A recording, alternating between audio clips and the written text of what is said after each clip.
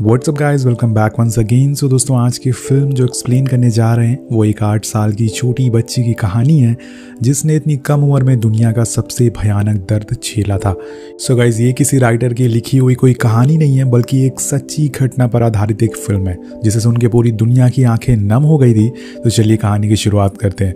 Movie शुरू होती है और हम कोरिया के एक छोटे से शहर के ऊपर एक पतंग उड़ते हुए देखते हैं। उसे देख के ऐसा लगता है कि मानो वो आज़ाद है, जहाँ चाहे वहाँ जा सकती है, उसे रोकने वाला कोई नहीं है। अब सीन शिफ्ट होता है और हमें एक फैमिली दिखाई जाती है जिनकी एक छोटी सी बेटी है जिसका नाम है सुआन। उसकी मॉम की एक शॉप है और वो काफ़ी बिजी होती है। इस वजह से वो अपने डैड से ही अपना बाल बनवा के स्कूल के लिए निकल जाती है और इसके बाद उसके पेरेंट्स अपने काम पर चले जाते हैं। सुआन के डैड एक फैक्ट्री में काम करते हैं। यहाँ हमें पता चलता है कि सुआन का एक पिट नाम का बेस्ट फ्रेंड भी है, लेकिन उन दोनों में काफ़ी लड़ाई होती रहती है। अब छोटे बच्चे कैसे होते हैं आप सभी जानते हैं। वेल गाइज, एक दिन जब सुआन स्कूल जाने को रेडी हो रही होती है तो काफ़ी तेज़ बारिश होना शुरू हो जाती है। सुआन की माम उसे बोलती है कि आज मैं तुम्हें स्कूल छोड़ देती हूँ, लेकिन वो कहती है कि मॉम, मैं 3 मिनट में स्कूल पहुंच जाऊंगी, आप जाओगी तो बहुत लेट हो जाओगी। तो ये सुनकर वो बोलती हैं कि ठीक है, लेकिन तुम बड़े वाले रास्ते से स्कूल जाना, वो रास्ता ज़्यादा सेफ है। इसके बाद वो वहाँ से अपनी स्कूल के लिए निकल जाती है और तभी हमें दिखाया जाता है कि कोई अनजान आदमी उसको चुपके से देख रहा है। और इसी बीच हम देखते हैं कि जो पतंग कहानी की शुरुआत में आज़ादी से उड़ रही थी वो अब नीचे गिर गई है, यानी कि अब किसी इंसान की बुरी नज़र इस आज़ादी पर पड़ने वाली है। थोड़ी देर बाद हम सुआन के सामने उसी आदमी को खड़ा हुआ देखते हैं और उसके हाथ में वही पतंग होती है। वो सुआन से बोलता है कि तुम्हारा छाता बहुत ही अच्छा है, क्या मैं तुम्हारे साथ शेयर कर सकता हूँ। सुआन पीछे देखती है तो उसका स्कूल थोड़ी दूर पर होता है, लेकिन आज इतनी तेज़ बारिश की वजह से उस स्कूल का गार्ड आज अंदर ही होता है और जिस रोड पर वो खड़ी थी वो बिल्कुल सुनसान था, सन्नाटा था, उसके आसपास कोई भी नहीं था। और इसके बाद वो उस अनजान आदमी से कहती है कि मुझे स्कूल के लिए लेट हो रहा है, प्लीज़ मुझे जाने दो। अब उस 8 साल की बच्ची को इस बात का ज़रा भी अंदाज़ा नहीं था कि इसके बाद जो उसके साथ होने वाला है वो उसके दिल और दिमाग पर हमेशा के लिए अपना दाग छोड़ जाएगा। अब थोड़ी देर बाद हमें सुआन नहीं दिखती, उसका सामान एक सुनसान जगह पर पड़ा मिलता है। उसका छाता टूटा हुआ दिखता है, साथ में उसका स्कूल बैग भी, उसके शूज़ भी सब वहीं पर पड़ा हुआ था। अगले पल ही हम एक छोटे से हाथ को खून से लथपथ देखते हैं। अब सीन कट होता है और हमें उसी जगह पे एक एम्बुलेंस दिखती है जिसमें सुआन जख्मी हालत में मौजूद थी। अब जब इस बात की खबर उसकी मॉम को लगती है तो वो फ़ौरन हॉस्पिटल भागते हुए आती हैं। अब सभी ऑफिसर उन्हें रोकने की कोशिश करते हैं क्योंकि वो अपनी बेटी की ऐसी हालत देखकर बर्दाश्त नहीं कर पाएंगे, लेकिन वो फिर भी हॉस्पिटल में घुस जाती हैं और जब वो अपनी मासूम सी बच्ची को देखती हैं तो मानो उनके पैरों से ज़मीन खिसक जाती है। सुआन के पूरे शरीर पे चोट के निशान थे और वो बुरी तरह से जख्मी थी। दरअसल उस अनजान आदमी ने उसे सिर्फ मारा ही नहीं था बल्कि उसके साथ बहुत ही गलत काम किया था। और जब ये खबर बाहर आती है तो पूरे शहर में हड़कंप मच जाती है कि कोई 8 साल की बच्ची के साथ ऐसा कैसे कर सकता है। और हर तरफ लोग सुआन के लिए प्रे कर रहे थे कि वो जल्दी से ठीक हो जाए। वहीं उसके डैड जो सुआन से काफ़ी क्लोज थे वो उसे देख नहीं पाते और मानो उनकी एक पल में ही दुनिया उजड़ जाती है। अब सुआन की मॉम उनसे रोते हुए बोलती है कि काश मैं अपनी बेटी को उस दिन स्कूल छोड़ने जा सकती, लेकिन मेरी एक गलती की वजह से मेरी बच्ची की ये हालत हो गई है। वो अपने आप को दोषी मान रही थी।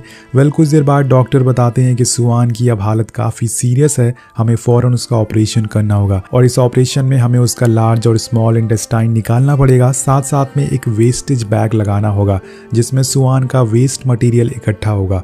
अब ये सुनकर उसके डैड रोने लगते हैं कि इतनी छोटी सी बच्ची को ये सब सहना पड़ रहा है। सारे डॉक्टर उसके ऑपरेशन में लग जाते हैं और थोड़ी देर बाद उसका ऑपरेशन सक्सेसफुल हो जाता है, लेकिन अब उसे अपनी पूरी ज़िंदगी इसी तरह से गुजारनी पड़ेगी, अपना वेस्ट मटेरियल एक बैग में रखना पड़ेगा। और इधर जब ऑपरेशन के बाद सुआन को होश आता है तो उसके डैड उसके पास जाते हैं और उसे बातें करने की कोशिश करते हैं। सुआन उनसे पूछती है कि डैड, आज आप काम पर नहीं गए? तो उसके डैड एक धीमी आवाज़ में कहते हैं कि बेटा, मेरा काम हो गया है। इसके बाद वो बोलती है कि डैड, उस आदमी ने मुझे बहुत ही दर्द पहुंचाया है, आप उसे ज़रूर पकड़ना। अब उसके डैड, जिनका नाम डोंग होता है, वो उसे बोलते हैं कि हम उसे ज़रूर पकड़ेंगे, लेकिन तुम अभी आराम करो। दरअसल सुआन काफ़ी होशियार बच्ची थी, वो अपनी उम्र से ज़्यादा सारी चीज़ों को समझती थी। डोंग उसे बोलते हैं कि तुम घबराओ मत, डॉक्टर ने कहा है कि तुम जल्दी ठीक हो जाओगी। अब डोंग अपनी बेटी की ऐसी हालत देख नहीं पाते, इसलिए वो रोते हुए रूम से बाहर आते हैं। और सुआन की माँ जिनका नाम किम होता है, इनके बीच में बात चली रही होती है, लेकिन उन्हें उसी टाइम पता चलता है कि जिस आदमी ने सुआन के साथ ये घिनौना काम किया है उसके बारे में पुलिस को पता चल गया है, उसके फिंगरप्रिंट उन्हें मिल चुके हैं। और ये सुनकर वो फौरन पुलिस स्टेशन पहुंचते हैं और उस आदमी के बारे में पूछते हैं। डोंग बहुत ही गुस्से में था, वो बस किसी तरह से उस आदमी को सबक सिखाना चाहते थे। अब वहाँ ये दोनों उस आदमी के बारे में पूछते हैं, लेकिन ऑफिसर कहता है कि अभी हमारे पास उसके खिलाफ कोई सबूत नहीं है, इसलिए हमें सुआन का स्टेटमेंट रिकॉर्ड करना होगा। बस फिंगरप्रिंट से हम उस आदमी को पकड़ नहीं सकते, और अगर एक बार स्टेटमेंट रिकॉर्ड हो गया तो हम बिना वारंट के भी उस आदमी को पकड़ सकते हैं। अब ये बात जब उसकी मॉम को पता चलती है तो उन दोनों के बीच में बहस होना शुरू हो जाती है। और तभी वहाँ एक लेडी ऑफिसर कहती है कि आपको सनफ्लावर सेंटर को कांटेक्ट करना चाहिए, क्योंकि वो ऐसे बच्चों को ट्रॉमा से उभरने में मदद करते हैं, उनका इलाज करते हैं। अब किम उस लेडी ऑफिसर पर अपना गुस्सा निकालने लगती है और कहती है कि अगर तुम लोग उस आदमी को पहले ही पकड़ लेते तो आज मेरी बेटी की ऐसी हालत नहीं होती। आप सोच सकते हैं कि एक माँ अपनी बेटी की ऐसी हालत देखकर कैसा फील कर रही होगी।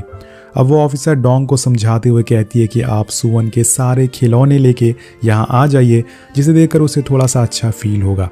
अब ये सुनकर सुआन के डैड घर जाते हैं और उसका सबसे पसंदीदा खिलौना जिसका नाम कोको मैन होता है उसे लेके आते हैं। और इसके कुछ देर बाद हॉस्पिटल में एक साइकियाट्रिस्ट आती है जो अब सुआन का ट्रीटमेंट करने वाली है।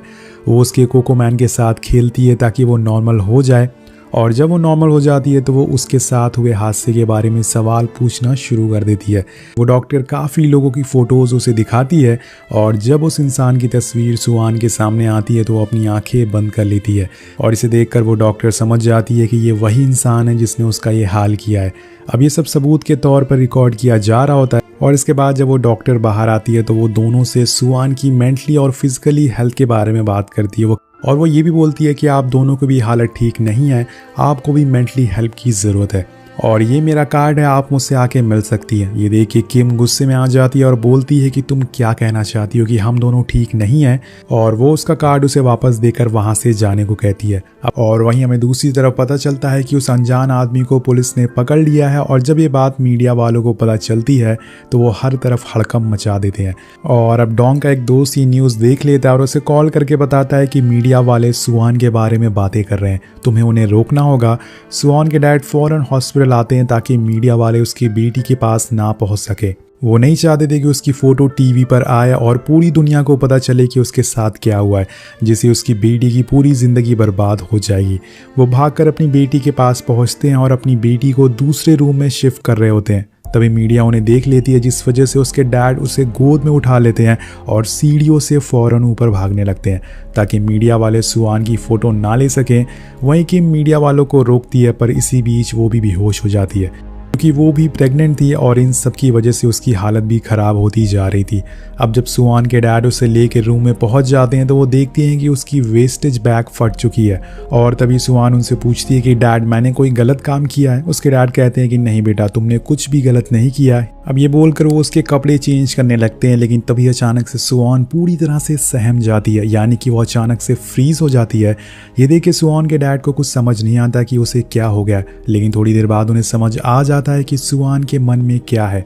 उसे लगता है कि उसके डैड भी उसके साथ वही गलत काम करने जा रहे थे जैसे उस आदमी ने उसके साथ किया था, क्योंकि उसने भी उसके कपड़ों को टच किया था।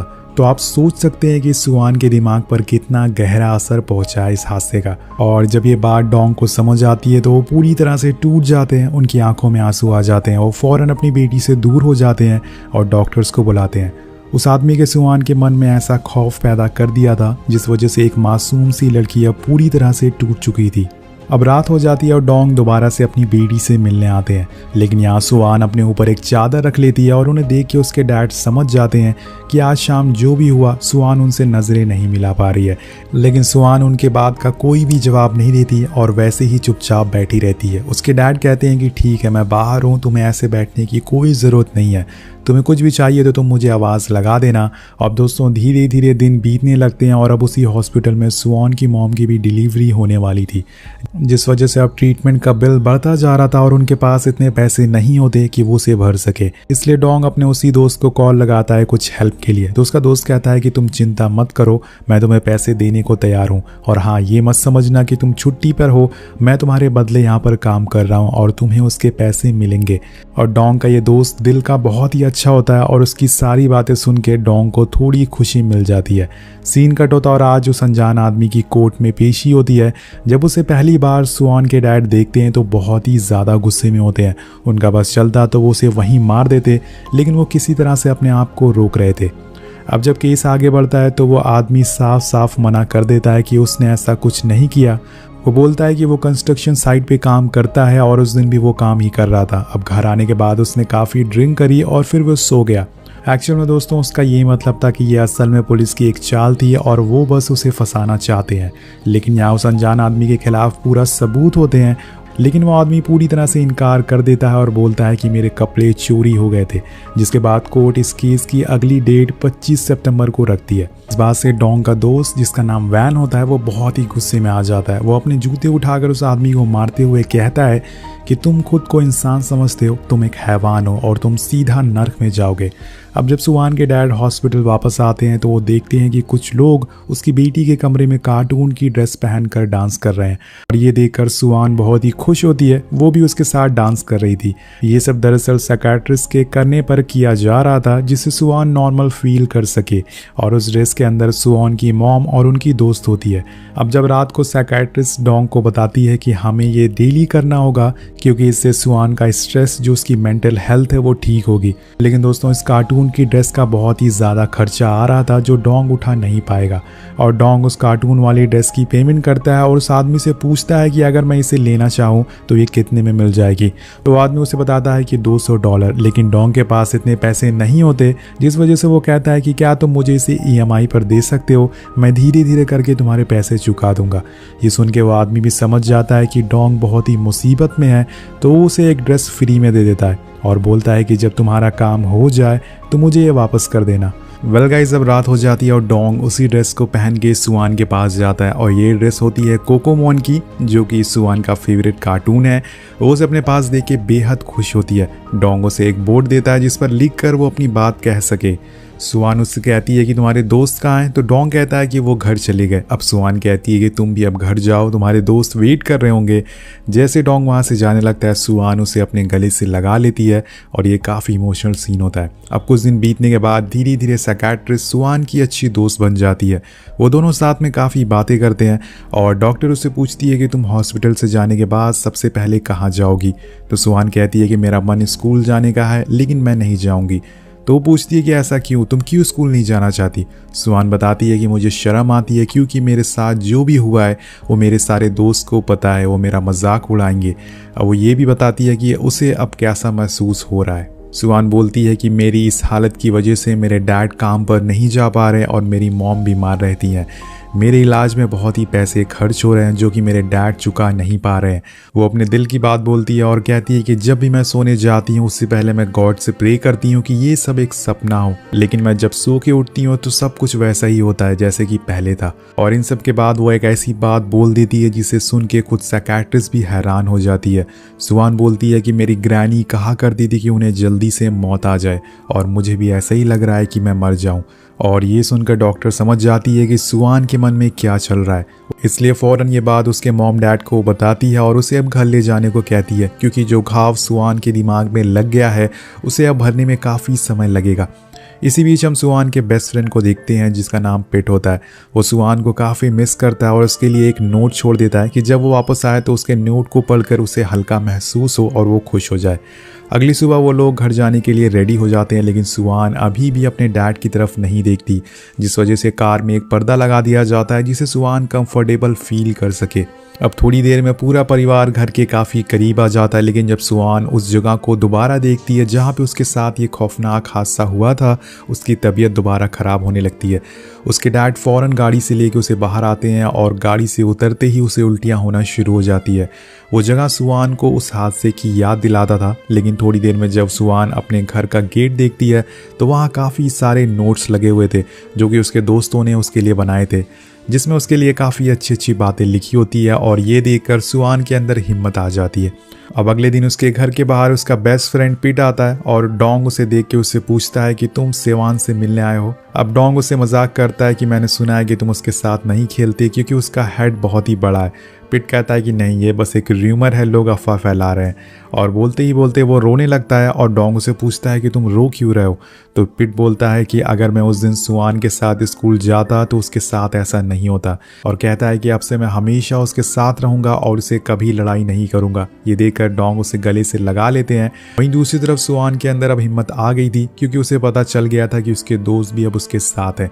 इसलिए वो अगले दिन अपनी आंट के साथ स्कूल जाने के लिए तैयार हो जाती है। लेकिन उसकी बॉडी पे लगे उस वेस्टेज बैग से उसे काफ़ी दिक्कत हो रही थी। उसे लग रहा था कि अगर स्कूल में किसी ने उससे पूछा कि इसमें क्या है तो वो क्या जवाब देगी।